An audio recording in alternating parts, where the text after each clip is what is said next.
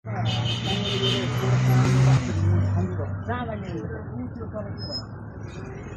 है सरसफाइमा आज चाहिँ सबैजना भेला हुनुभएको छ। सीता दिदी गुड मर्निङ। सरसफाइमा आउनु भएको? केही भन्न मन छ भने भन्नु आफ्नै मोबाइलबाट। मन हुनु केही पनि छैन, अब मन लाग्यो भने आउनु होला। बिना तलबमा यसो 1 घण्टा टाइम दिनु। हजुर मन लगाएर सबैजना आउनु हैन, आउनु होला। फोहोर नगरिदिनु होला, हामीले सफा गरे ठाउँमा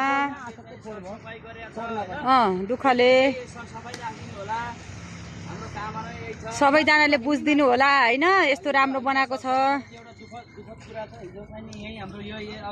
हो त। उयो अगाडि घटना घट्यो, ग्यास पड्केर, अक्सिजनको ग्यास होइन दादा, ग्यास पड्केर डेथ भयो यहाँ हाम्रो के अरे पसलको ठाउँ पनि यो हो। यहाँ पड्केर यस्तो भएको एकजनाको घटनास्थलमै मृत्यु भयो। अनि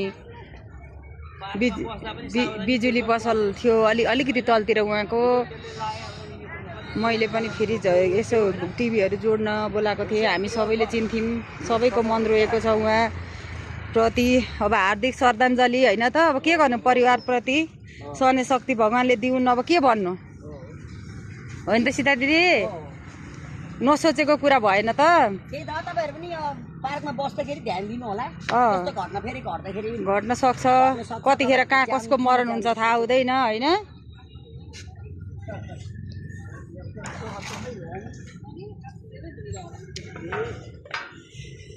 साह्रै दुःख लाग्यो त्यो भाइलाई सम्झेर। धेरै दुःख लाग्यो। सर त्यो बाँस चिरेर यता आदि लाउनु मिल्दैन?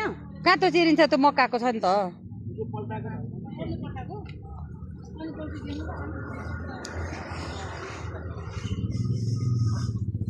अब यहाँनिर मैले देखेको नि अर्को कुरा नि दाजु दिदी, यो ठुलो पुल छ नि जुन, त्यो ठुलो पुलको अगाडि गोकर्ण बस रोक्न मिल्दैन। सुन्नुहोस् है, यो सबैले आवाज उठाउने कुरा हो है।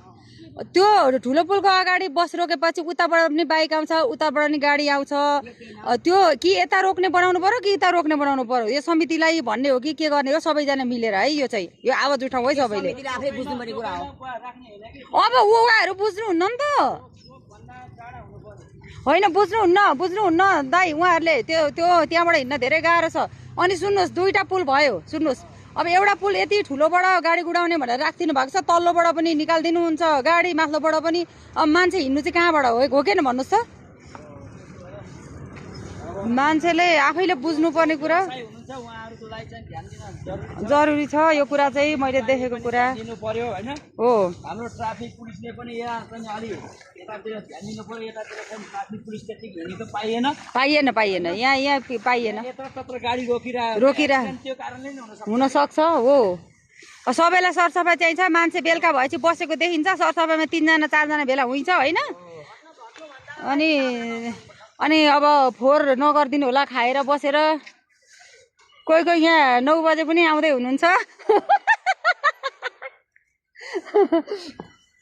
9 बजे आउनलाई चाहिँ के कारबाही छ सीता दिदी? 9 बजे सफाइ गर्न आउनेलाई चाहिँ के कारबाही छ? अब कारबाट चाहिँ उहाँलाई के गर्नु नि, धन्यवाद त्यति हो नि बसिदिनु भयो। 9 बजे आउनलाई चाहिँ के गर्ने अब? हजुर